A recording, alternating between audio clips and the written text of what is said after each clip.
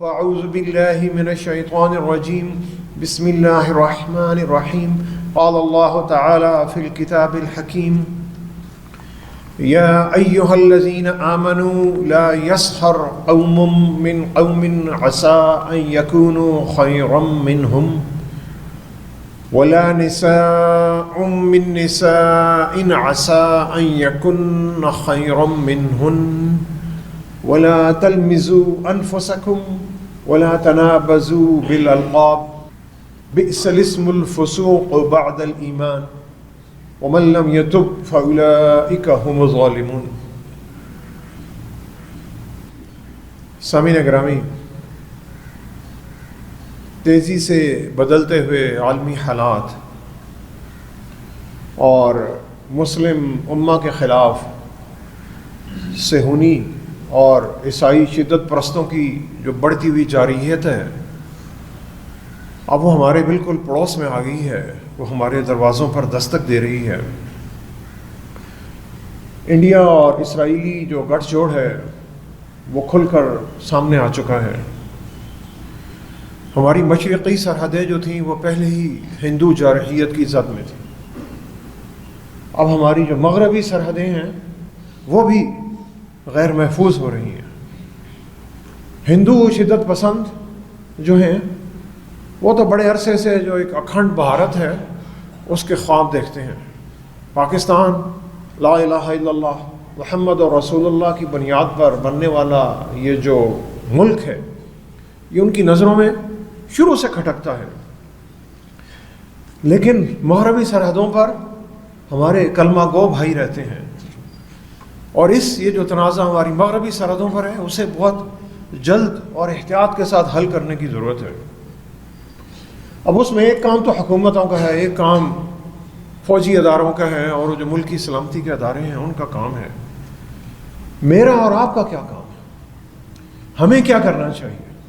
کیونکہ یہ ہم سب کی بقا کا مسئلہ ہے، یہ ہم سب کے مستقبل کا مسئلہ ہے، اور یہ بات بالکل ثابت ہے کہ کوئی بھی معاشرہ، کوئی بھی قوم، کوئی بھی سوسائٹی، کوئی بھی ملک، کوئی بھی خطہ اس وقت تک بیرونی جارحیت کا مقابلہ نہیں کر سکتا جب تک کہ وہ اندرونی طور پر طاقتور نہ ہو، وہ اندرونی طور پر ان میں ایک ہم آہنگی نہ ہو، وہ اندرونی طور پر آپس میں ایک مضبوط رشتے سے ایک جڑے ہوئے نہ ہو، جسے اللہ نے کہا بنیان مرصوص، کہ اللہ تعالیٰ ان لوگوں سے پیار کرتے ہیں، ان اللہ یحب الذین یقاتلون فی سبیلہ صفا کانہم بنیان مرصوص۔ اللہ تعالیٰ ان لوگوں سے پیار کرتے ہیں کہ جو اس کی راہ میں اس طرح قتال کرتے ہیں گویا وہ ایک سیسا پلائی ہوئی دیوار ہے، وہ ایک ایسی دیوار ہے کہ جیسے آرمرڈ جس میں کوٹنگ ہوئی ہوئی ہے، جسے کوئی جو دنیا کی طاقت ہے وہ ہلا نہیں سکتی۔ یہ جو دیوار بنتی ہے، بنیان مرصوص جو بنتی ہے، اسے جوڑنے کے لیے دو اجزاء ہیں، بنیادی اجزاء۔ ایک جو جز ہے وہ ہے پیار کا، خلوص کا، محبت کا، اخلاص کا۔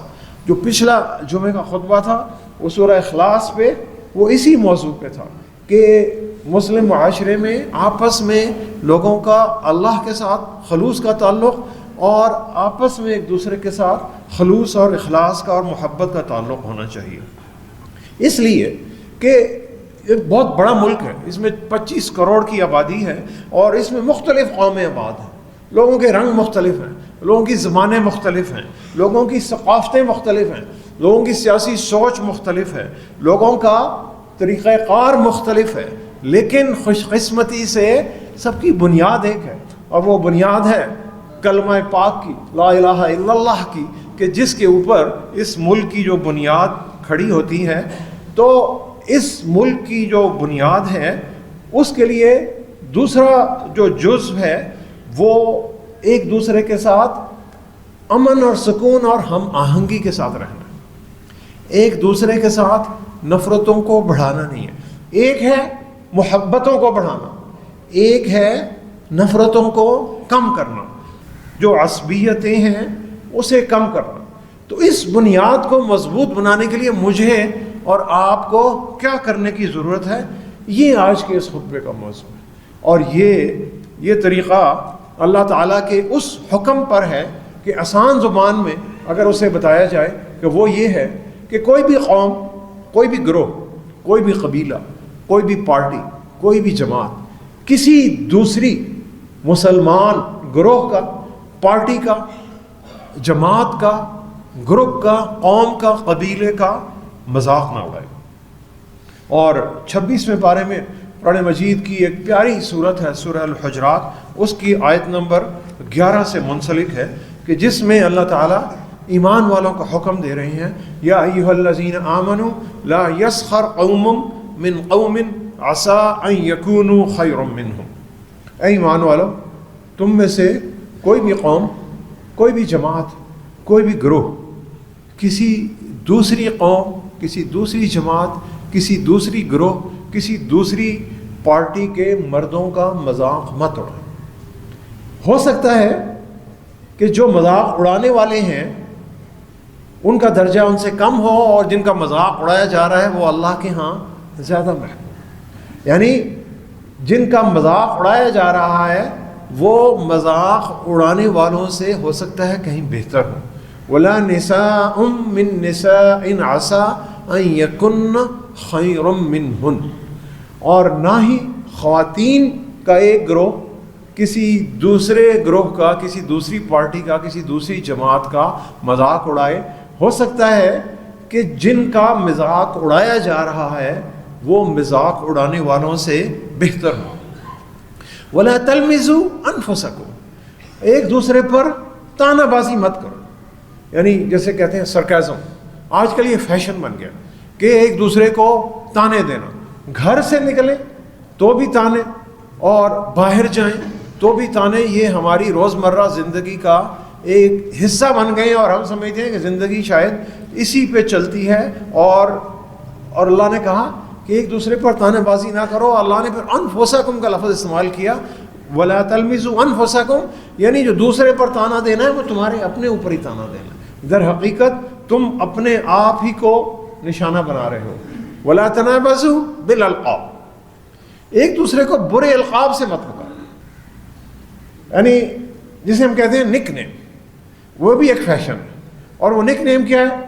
کسی شخص کی شکل و صورت، کسی شخص کی بالوں کا سٹائل، کسی شخص کی جسمانی ساخت، کسی شخص کی مالی حیثیت، کسی شخص کی معاشی اور معاشرتی حیثیت، اس کے عہدے کی بنا پر، اس کی کسی بھی حرکت کی بنا پر اس کا مذاق اڑا۔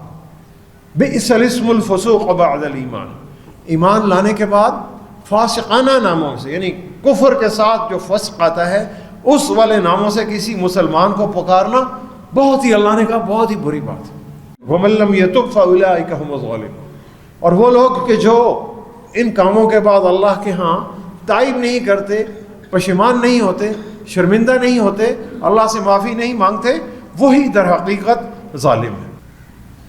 سامعین گرامی، لگتا ہے کہ ایک گروہ کا، ایک جماعت کا، اور کسی بھی قوم کا، کسی بھی قبیلے کا، کسی بھی خاندان کا، کسی دوسرے گروہ، کسی دوسری جماعت، کسی دوسرے قبیلے کے افراد کو مذاق کا نشانہ بنانا ایک بڑی عام سی بات ہے۔ لیکن اگر تھوڑا سا غور کریں، تھوڑا سا گہرائی میں جائیں کہ جو معاشرے میں عصبیتیں جو ہیں اور جو نفرتیں ہیں وہ کیسے پیدا ہوتی ہیں۔ معاشرے میں جتنے بھی فساد ہوتے ہیں جس میں ایک گروہ دوسری، یہ میں افراد کی بات نہیں کر رہا، لیکن جہاں پر ایک گروہ دوسرے گروہ کے ساتھ کوئی نفرت رکھتا ہے اور پھر وہ نفرت آگے بڑھ کر فساد میں تبدیل ہو جاتی ہے اور ایک دوسرے کا خون بہانے سے بھی دریغ نہیں کیا جاتا، ان نفرتوں کا آغاز انہی مذاق سے ہوتا ہے جو دکھنے میں بظاہر بڑے عام سے لگتے ہیں۔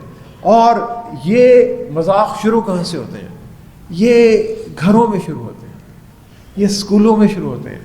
جب بچے چھوٹے چھوٹے ہوتے ہیں تو انہیں گھر میں یا اسکول میں دوسرے گروہوں کے بارے میں ایسی متعصب باتیں سننے کو ملتی ہیں کہ جس سے لاشعوری طور پر ان بچوں کے دماغوں میں دوسرے بچوں کے بارے میں ایک نفرت اور ایک عصبیت پروان چڑھنا شروع ہو جاتی ہے۔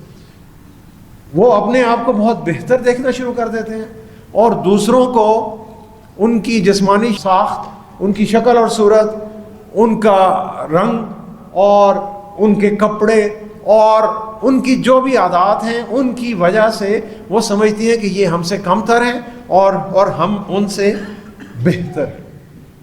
اب شیطان کی چال کیا ہے؟ شیطان کی چال یہ ہے کہ وہ اسلامی معاشرے میں نفرتوں کے بیج جو بوتا ہے انہیں وہ خوشنما بنا کر دکھاتا ہے، انہیں وہ شوگر کوٹ کرتا ہے۔ اس لیے اور ہمیں سمجھ ہی نہیں آتی کہ یہ در حقیقت جو روزمرہ کی زندگی میں ہم یہ کام کر رہے ہیں، اس سے در حقیقت شیطان کی کتنی بڑی مدد ہونے جا رہی ہے، اور ہمیں بحیثیت امہ، ایک بحیثیت قوم اور ایک بحیثیت ملت کتنا نقصان ہونے جا رہا ہے۔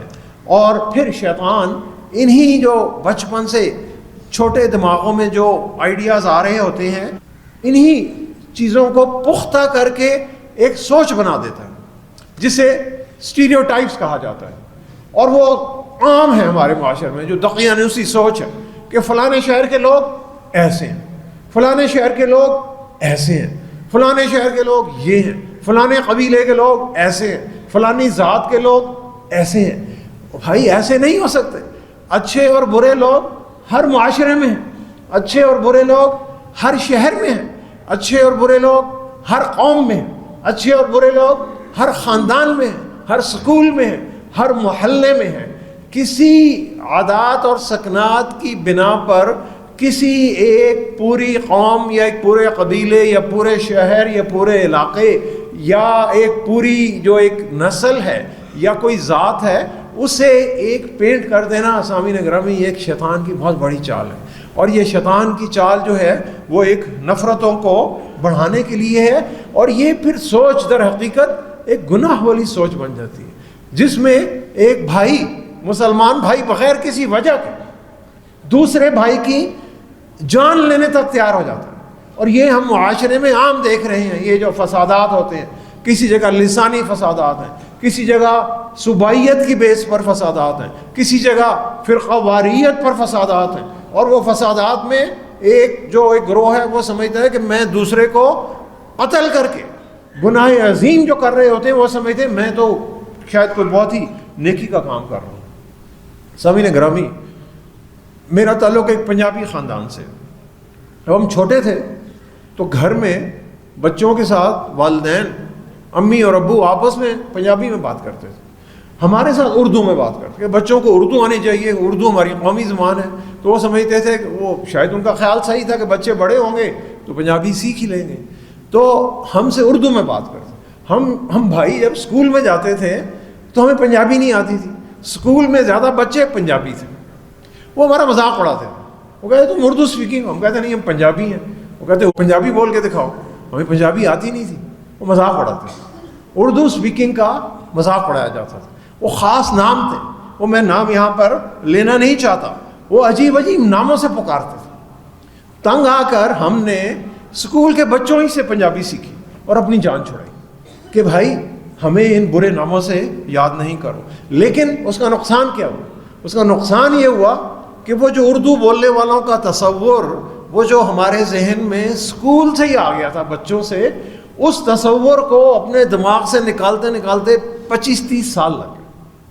یہ میں آپ کو اپنا ذاتی بتا رہا ہوں کہ جب ہم نوجوانی میں تھے، کوئی اردو اسپیکنگ ملتا تھا تو ہمارے ذہن میں فوراً وہ جو برے تصور آ جاتے تھے جو ہم نے اسکول میں سیکھے ہوتے تھے، وہ برے القاب اور برا تصور وہ فوراً ذہن میں آ جاتا تھا۔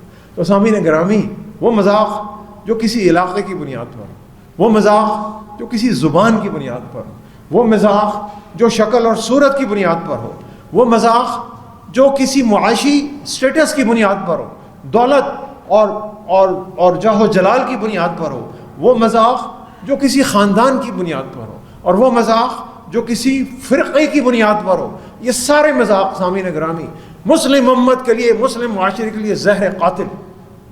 انہیں نکال کر، جڑ سے نکال کر پھینکنا ہے۔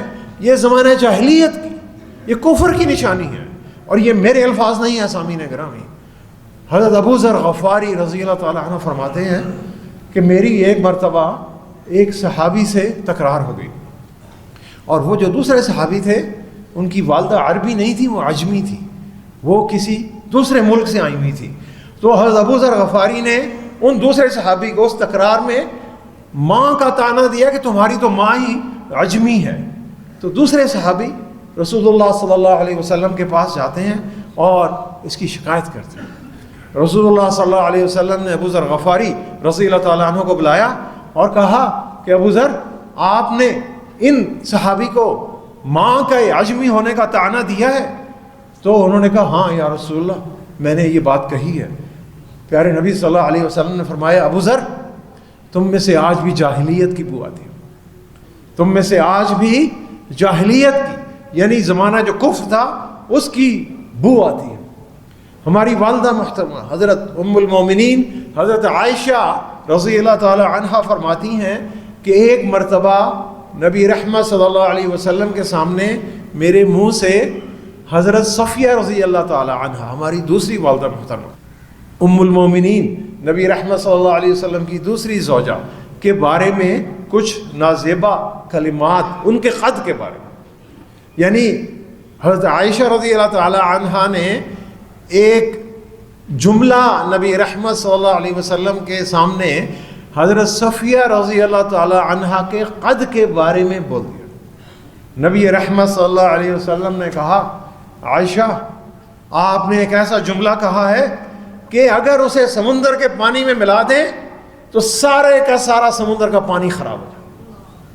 یعنی ایک ایسا جملہ کہ جس کی جو برائی ہے وہ اتنی زیادہ ہے کہ وہ پورے کے پورے سمندر کے پانی کو خراب کر دے گا. اب سامعین گرامی، ہمارا جو پڑوسی ملک ہے مغربی طرف افغانستان، اس ملک میں ایک گروہ ہے جس سے ہماری ایک جنگ چل رہی ہے. پوری افغان قوم سے ہماری جنگ نہیں ہے. کیوں؟ کہ افغانی جو ہیں وہ ہماری طرح کلمہ گو ہیں، وہ پیارے نبی صلی اللہ علیہ وسلم کے امتی ہیں. وہ اور ہمارا ان کا جو رشتہ ہے وہ بہت گہرا ہے. پاکستان کا مطالبہ یہ ہے کہ جو سرحد پار سے دہشت گردی ہو رہی ہے اور سرحد پار سے جو دہشت گردوں کی آزادانہ نقل و حرکت ہوتی ہے اسے ختم کیا جائے. یہ بالکل جائز ہے، اس کا حل نکالنا ضروری ہے، اس کا جلد از جلد حل نکالنا ضروری ہے. لیکن سامعین گرامی، اس تنازع کو بنیاد بنا کر پوری افغان قوم کا مذاق اڑانا، یہ در حقیقت نفرتوں کے اور عصبیتوں کے بیج بونا ہے، اور در حقیقت یہ دشمن کا اعلی کار بننا ہے. اور یہ ایک ایسے بیج ہیں جو اگر بو دیے گئے اور جو بوئے جا رہے ہیں تو یہ کئی نسلوں تک چلتے رہیں گے. کوئی 2-3 ہفتے پہلے پاکستان میں ایک ویڈیو بنتی ہے جس میں محنت کش افغان قوم کا ان کے پیشے کی بنیاد پر، ان کے معاش کی بنیاد پر اور ان کے کاروبار کی بنیاد پر ان کا مذاق اڑایا گیا. بدقسمتی سے یہ جو میم بنی ہے، یہ جو ٹک ٹاک کی ویڈیو بنی ہے، اس ویڈیو میں پاکستان کی یونیورسٹیوں کے پڑھے لکھے نوجوانوں نے شرکت کی ہے اور وہ بڑے فخریہ انداز میں اس پر طنز کرتے پائے گئے ہیں. اور یہ اس کا نام ہے اچھا جی. آپ میں سے اکثر نے یہ دیکھی ہوگی. یہ بنانے والی ویڈیو اور اسے سپانسر کرنے والے جو لوگ ہیں انہیں یہ معلوم ہونا چاہیے کہ انہوں نے مسلمان محنت کشوں کا مذاق اڑایا. انہیں یہ معلوم ہونا چاہیے کہ پیارے نبی صلی اللہ علیہ وسلم نے اپنے پیشے کا آغاز کہاں سے کیا، اپنی زندگی کا، اپنے کیریئر کا آغاز انہوں نے ایک چرواہے کی حیثیت سے کیا. انہوں نے بکریاں چرائیں. وہ مکہ کی گلیوں میں چند قرات، چند درہم کے عوض مکہ کے لوگوں کی بکریاں چراتے تھے. اور صرف یہی نہیں، پیارے نبی صلی اللہ علیہ وسلم نے فرمایا ما بعث اللہ نبیا الا رعی الغنم. کوئی نبی ایسا نہیں گزرا جس نے بکریاں نہ چرائی. جتنے نبی اللہ تعالیٰ نے بھیجے ان کو اللہ تعالیٰ نے محنت سے حلال کاروبار اور حلال رزق کمانا سکھایا. محنت کر کے رزق حلال کمانے والوں کو نبی رحمت صلی اللہ علیہ وسلم نے بہت اعلیٰ مقام دیا. اب سامعین گرامی، ہم جو ایک میم بنا رہے ہیں اور ایک مذاق بنا رہے ہیں، اس سے ہم یہ جو نفرتوں کی آگ ہے یہ نوجوان ذہنوں میں بو رہے ہیں، اور یہ نفرتوں کی آگ بڑھ کر چلی جائے گی، اور جب یہ آگ بھڑکتی ہے سامعین پھر اسے بجھانا بہت مشکل ہوتا ہے۔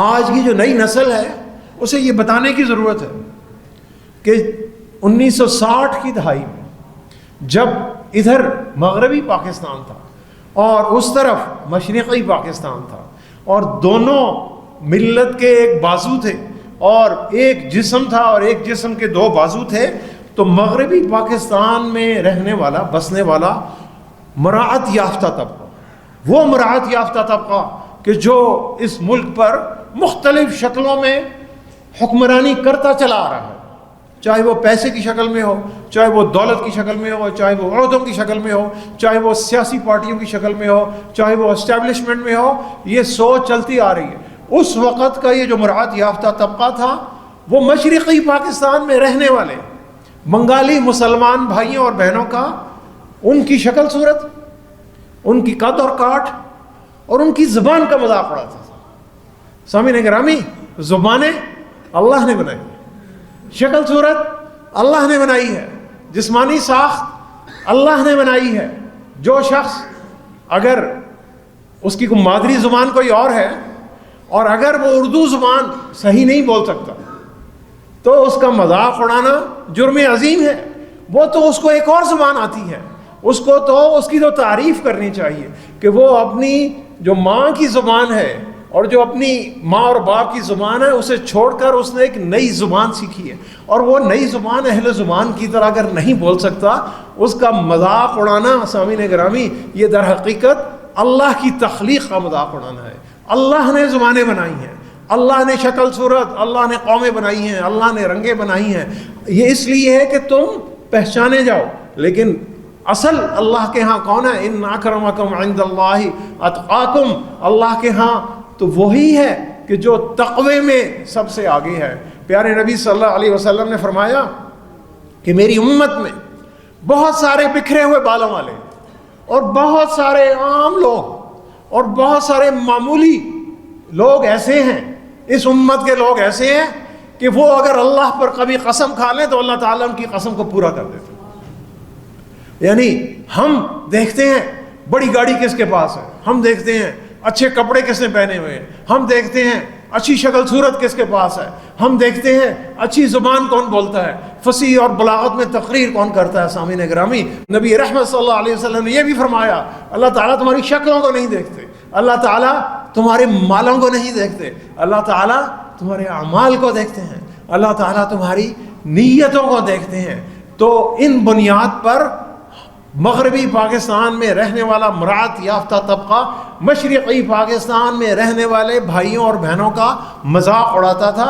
میں ان دنوں بچہ تھا، چھوٹا تھا، لیکن بہت سارے القاب مجھے آج بھی یاد ہیں، اور یہ جو نفرت کے بیج بوئے گئے، پھر ان بیجوں کا نتیجہ ہم نے 1971 میں پوری دنیا نے دیکھ لیا تھا کہ ایک جو ہمارا بازو تھا وہ ہم سے الگ ہو گیا اور پاکستان کو ایک بری طرح شکست اٹھانی پڑی۔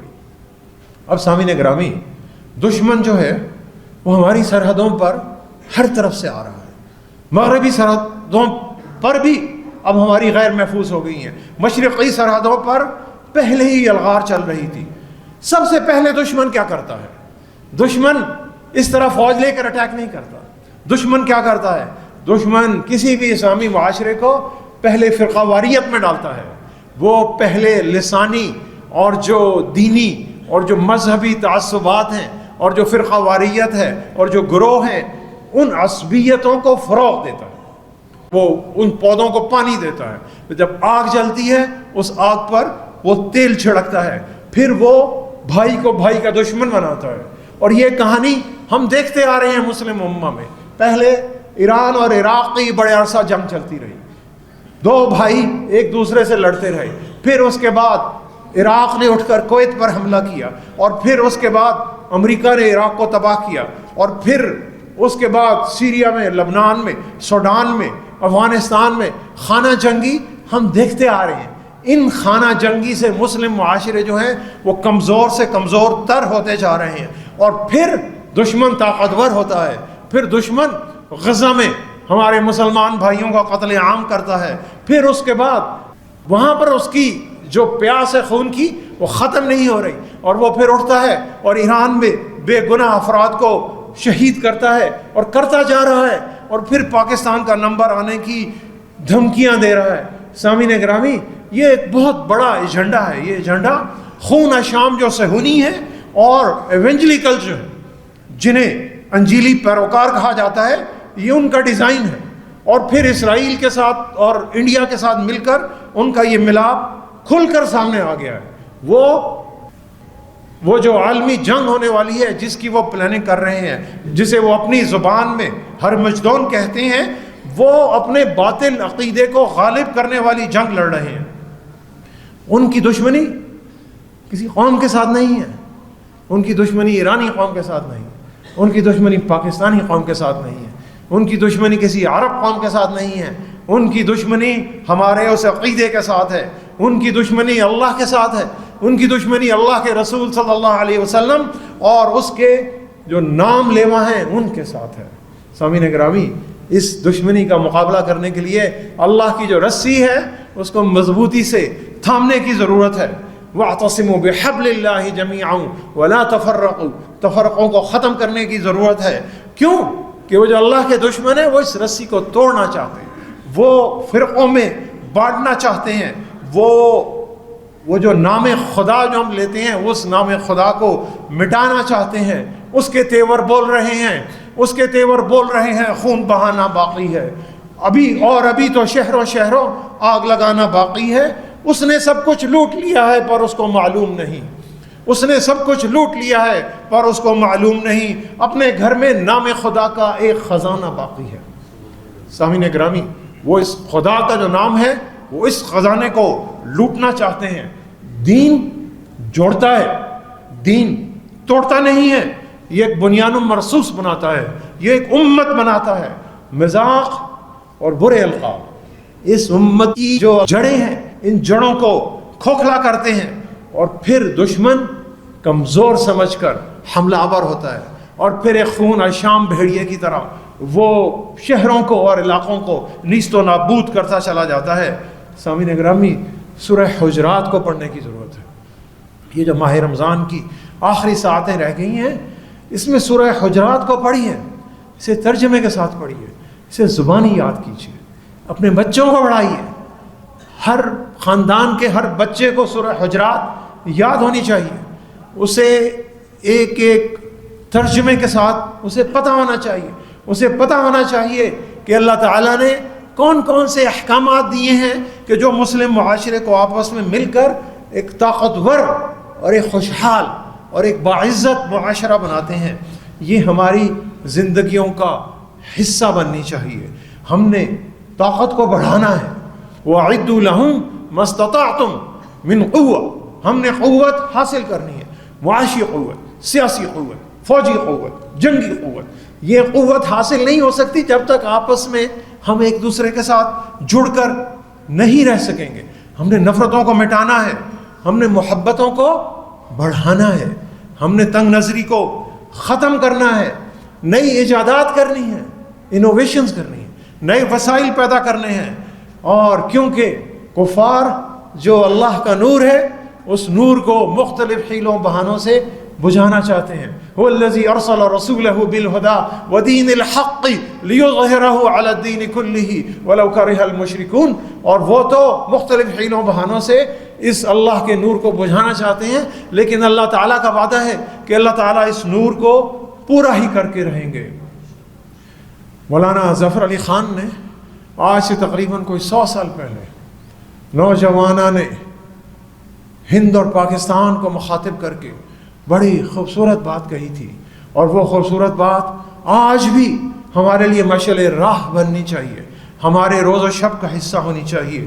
اٹھاؤ نہ دریا کی لہروں کے احسان، اٹھاؤ نہ دریا کی لہروں کے احسان، جہازوں کو پھر خشکیوں پر چلاؤ، نئے طریقے پیدا کرو، نئی ایجادات کرو، آگے بڑھو اور ایکسپلور کرو کہ اللہ کی اس کائنات میں کیا ہے۔ اٹھاؤ نہ دریا کی لہروں کے احسان، جہازوں کو پھر خشکیوں پر چلاؤ، کرو ہوشیاری پہ مستی کو قربان، کرو ہوشیاری پہ مستی کو قربان، خمستان یثرب کے ساغر لنڈھاؤ، حریفوں سے کہہ دو کہ ہم ہیں مسلمان، حریفوں سے کہہ دو کہ ہم ہیں مسلمان، نہ باطل کی قوت سے ہم کو ڈراؤ، ہمیں آزمایا ہے 100 بار تم نے، ہمیں آزمایا ہے 100 بار تم نے، کسی اور کو جا کے اب آزماؤ۔ محمد کے جھنڈے کے سائے کے نیچے، محمد کے جھنڈے کے سائے کے نیچے فلک کے ستائے ہو سر چھپاؤ۔ بحکم اعدوا لہم ما استطعتم، بحکم اعدوا لہم ما استطعتم، بڑھے جس قدر اپنی طاقت بڑھاؤ، بجھا دو خرافات کی مشعلوں کو، بجھا دو خرافات کی مشعلوں کو، حرم کا چراغ اثر نو جلاؤ، مٹا دو عجم اور عرب کی رقابت، مٹا دو عجم اور عرب کی رقابت، جہاں میں بساط اخوت بچھاؤ۔ سامعین گرامی، بساط اخوت بچھانے کی ضرورت ہے، اور اسی پیار اور محبت کو آگے بڑھانے کی ضرورت ہے۔ دعا کریں کہ اللہ تعالی ہمیں دوسرے مسلمانوں کا کسی بھی طرح سے مذاق اڑانے اور کسی بھی طرح سے برے القاب سے یاد کرنے سے دور رہنے کی توفیق عطا فرمائے۔ اللہ تعالی ہمیں سب کو اپنی اپنی انفرادی صلاحیتوں اور طاقت کو بڑھانے کی توفیق عطا فرمائے۔ اللہ تعالی ہمیں جو دشمن کی تقسیم کرنے کی چالیں ہیں، ان چالوں کو سمجھنے کی توفیق عطا فرمائے۔ اللہ تعالی ہمیں فرقہ واریت سے دور رہنے کی توفیق عطا فرمائے۔ صدق اللہ العلی العظیم، ونفعنی وإیاکم بآیاتہ وذکر الحکیم، انہ تعالی جواد کریم ملک بر الرؤوف الرحیم۔